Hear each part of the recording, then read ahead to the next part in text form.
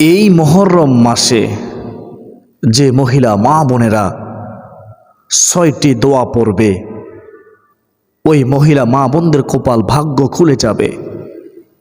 তাদের জীবনের সমস্ত গুনাহ আল্লাহ ক্ষমা করে দিবেন, নিষ্পাপ হয়ে যাবে। ও মহিলা মা বোনেরা, এই মুহররম মাসে নফল রোজা রাখার পাশাপাশি আপনারা এই ৬টি দোয়া পড়ুন। কখন, কতবার, কিভাবে পড়বেন আমি গুনাহগার বলে দেব। ধৈর্য সহকারে শেষ পর্যন্ত শুনতে হবে।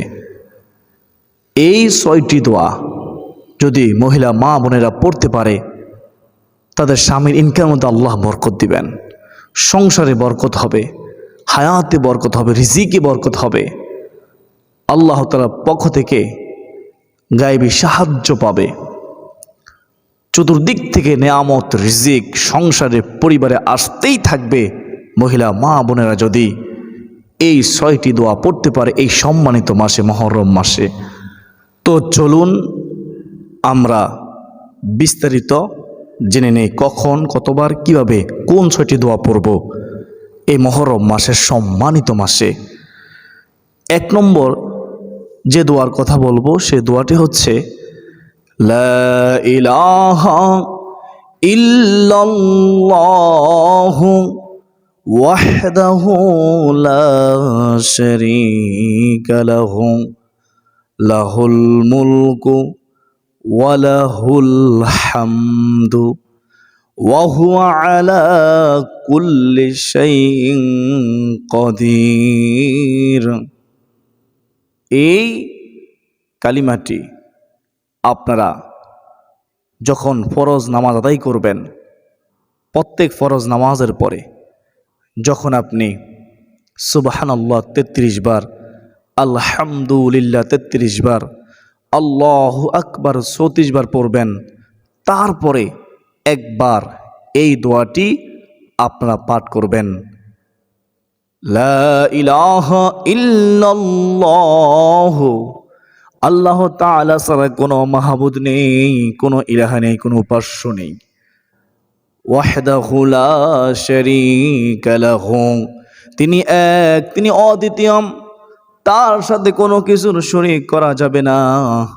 লাহুল মুলকু, রাজত্ব তারই, ওয়া লাহুল হামদু, প্রশংসাও তার জন্যই, ওয়া হুয়া আলা কুল্লি শাইইন কাদির, এবং তিনি সর্ববিষয়ে সর্বশক্তিমান। সুবহানাল্লাহ। ও মহিলা মা বোনেরা, এই দোয়াটি এই নিয়মে পড়বেন।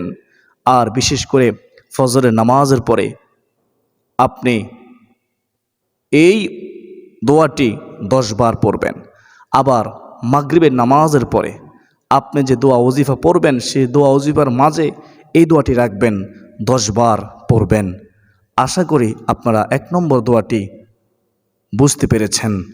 লা ইলাহা ইল্লাল্লাহু ওয়াহদাহু লা শারীকা লাহু লাহুল মুলকু ওয়া লাহুল হামদু ওয়া হুয়া আলা কুল্লি শাইইন কাদির।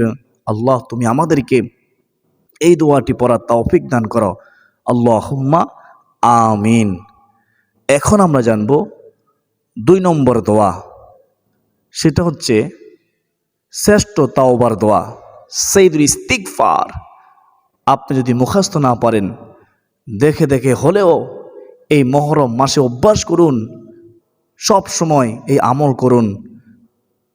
সাইয়্যিদুল ইস্তিগফার আমি একবার বলতেছি, আপনারা সাইয়্যিদুল ইস্তিগফার সকালে একবার পড়বেন, ফজরের নামাজের পরে, আবার মাগরিবের নামাজের পরে একবার পড়বেন, অর্থাৎ ২৪ ঘন্টায় মাত্র ২ বার পড়লে হবে। আল্লাহুম্মা আনতা রাব্বী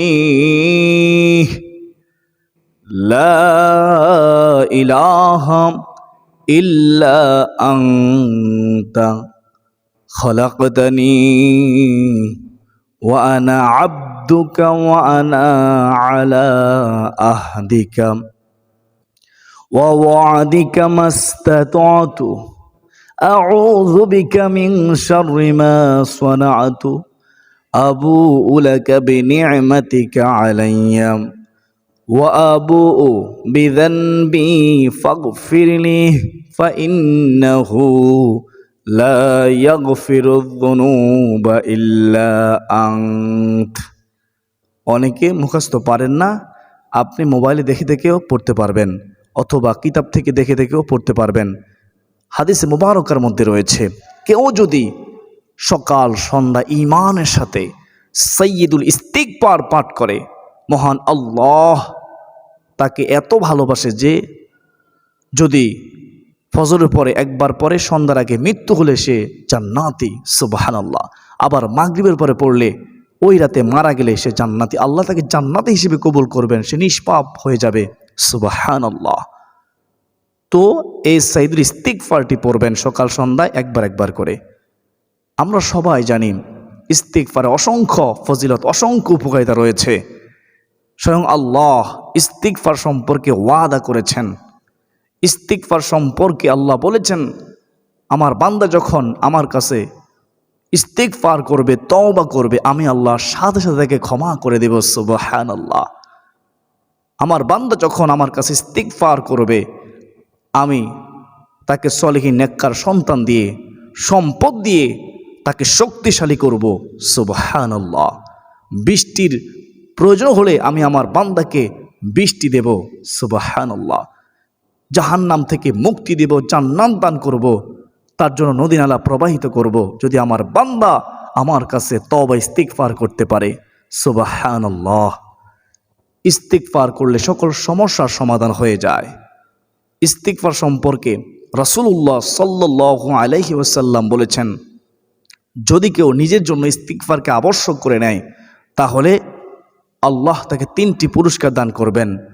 1 নম্বর পুরস্কার হচ্ছে তার সকল বিপদ আপদ দূর করে দিবেন, যত বড় কঠিন বিপদ হোক না কেন, সুবহানাল্লাহ। 2 নম্বর পুরস্কার হচ্ছে মহান আল্লাহ তার সকল পেরেশানি দূর করে দিবেন, সুবহানাল্লাহ। ও মহিলা মা বোনেরা, যদি নিজের জন্য ইস্তিগফারকে আবশ্যক করে নিতে পারেন, এই মুহররম মাসে ইস্তিগফার বেশি বেশি করে করতে পারেন, তাহলে আল্লাহ 3 নম্বর পুরস্কার দিবেন। এমন উৎস থেকে রিজিক আসবে আপনি কখনো কল্পনা করতে পারবেন না, এমনটা হাদিসের মধ্যে রয়েছে। আল্লাহ আমাদেরকে ইস্তিগফার বেশি বেশি করার তৌফিক দান করুন। সবচেয়ে ছোট যে ইস্তিগফারটি রয়েছে, 3 নম্বরে আপনারা এই ইস্তিগফারের দোয়ার আমলটি করবেন। প্রত্যেক ফরজ নামাজে সালাম ফিরিয়ে প্রথমে একবার আল্লাহু আকবার বলবেন, তারপরে আস্তাগফিরুল্লাহ আস্তাগফিরুল্লাহ আস্তাগফিরুল্লাহ 3 বার পড়বেন। তো আর এই ছোট ইস্তিগফারটি যখনই সুযোগ পাবেন, ও মহিলা মা বোনেরা, রান্না বান্না করতেছেন, জবানে ইস্তিগফার জারি রাখুন। আপনি ঘরে কাজকর্ম করতেছেন, জবানে আস্তাগফিরুল্লাহ আস্তাগফিরুল্লাহ পড়ুন।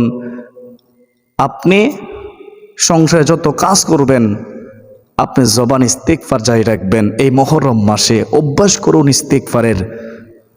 ইস্তিগফারের মধ্যে সকল সমস্যার সমাধান রয়েছে।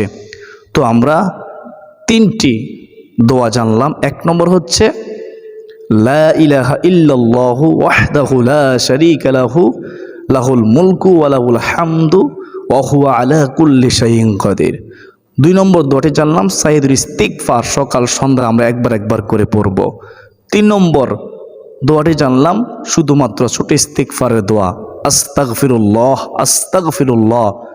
আমরা এই মুহররম মাসে চলতে ফিরতে উঠতে বসতে যখন সুযোগ পাবো তখনই পড়ব। বিশেষ করে প্রত্যেক ফরজ নামাজের পরে সালাম ফিরিয়ে একবার আল্লাহু আকবার বলবো, 3 বার সাথে সাথে আস্তাগফিরুল্লাহ আস্তাগফিরুল্লাহ পড়ব। তো এখন আমরা জানবো 4 নম্বর দোয়া, সেটা হচ্ছে রাদিতু বিল্লাহি রাব্বান ওয়া বিল ইসলামি দীনান ওয়া বিমুহাম্মাদিন নাবিয়্যান ওয়া রাসূলা। পারেন দোয়াটি, না পারলে শিখে নিন, অত্যন্ত গুরুত্বপূর্ণ একটি দোয়া। এই মুহররম মাসে পড়বেন, সকালে ফজরের পর 3 বার পড়বেন, আবার সন্ধ্যায় মাগরিবের পরে 3 বার পড়বেন। যদি সম্ভব হয় মুনাজাতের মধ্যেও এই দোয়াটি পড়ার চেষ্টা করবেন। হাদিসের মধ্যে রয়েছে, কেউ যদি সকাল সন্ধ্যায় এই দোয়াটি পাঠ করে তাহলে হাসরের ময়দানে রাসূলুল্লাহ সাল্লাল্লাহু আলাইহি ওয়াসাল্লাম তাকে হাতে ধরে সুপারিশ করে জান্নাতের মধ্যে নিয়ে যাবে। সুবহানাল্লাহ, সে হাসতে হাসতে নবীজির সাথে জান্নাতে চলে যাবে। এর চেয়ে সুসংবাদ আর কি হতে পারে? তো আমরা এই দোয়াটি শিখবো, এই দোয়াটি পড়বো, আমাদের সন্তানদেরকে শিখাবো, পরিবারের সবাইকে শিখাবো, পরিবারের সবাই মিলে আমরা পড়বো। এই মুহররম মাসে অভ্যাস করুন এই দোয়ার। রাদিতু বিল্লাহি রাব্বান ওয়া বিল ইসলামি দীনান ওয়া বিমুহাম্মাদিন নাবিয়্যান ওয়া রাসূলা। রাদিতু বিল্লাহি রাব্বান وبالإسلام دينا وبمحمد النبي ورسولا. رضيت بالله ربا وبالإسلام دينا وبمحمد النبي ورسولا. আল্লাহ তুমি আমাদেরকে এই দোয়ার আমল করার তৌফিক দান করো, আমিন। তো এখন আমরা জানবো 5 নম্বর দোয়া। 5 নম্বর দোয়াটি হচ্ছে আল্লাহুম্মা কফিনি। খেয়াল করে শুনবেন, অত্যন্ত গুরুত্বপূর্ণ দোয়া। পাহাড় সম পরিমাণ ঋণ থাকলেও ঋণ পরিশোধ হবে।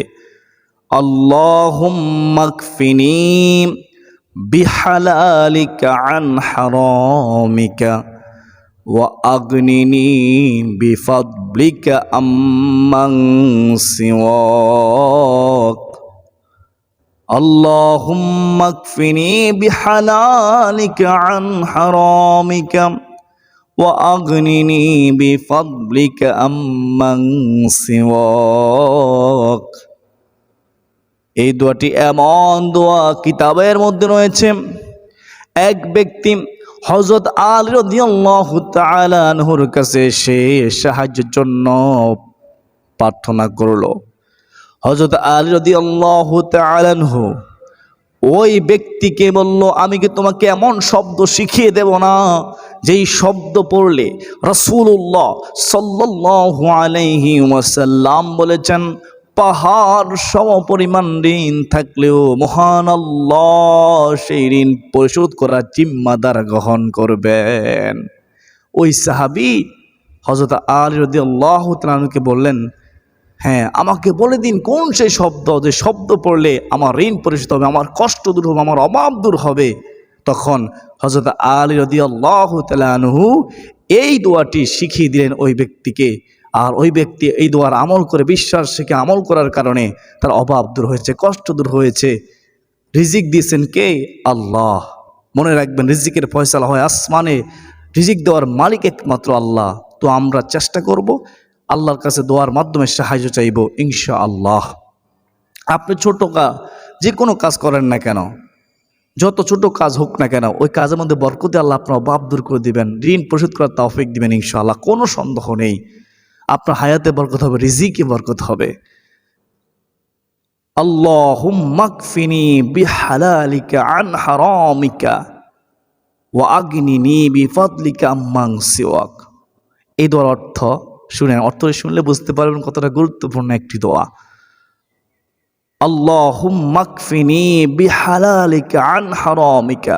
হে আল্লাহ, হারামের পরিবর্তে তোমার হালাল রিজিক আমার জন্য যথেষ্ট করে দাও। ওয়া আগনিনি বিফাদলিকা আম্মান সিওয়াক। তুমি ছাড়া কারো মুখাপেক্ষী আমাকে করো না, তোমার সেই অনুগ্রহ দ্বারা আমাকে সচ্ছলতা দান করো, আমার অভাব দূর করে দাও, ঋণ পরিশোধ করার তৌফিক দাও। আল্লাহুম্মা আমিন। কত সুন্দর দোয়ার অর্থ। এই দোয়াটি পড়বেন আপনারা এই মুহররম মাসে, অভ্যাস করুন এই দোয়ার। আপনি প্রত্যেক মুনাজাতে একবার করে হলেও এই দোয়াটি পড়ার চেষ্টা করবেন।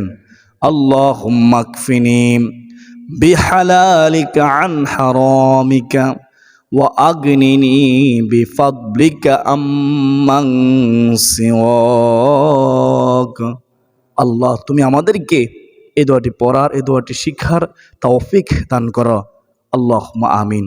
ও মহিলা মা বোনেরা, 6 নম্বরে যে দোয়াটি পড়বেন এই মুহররম মাসে বেশি বেশি করে, সেটা হচ্ছে ইয়া জাল জালালি ওয়াল ইকরাম।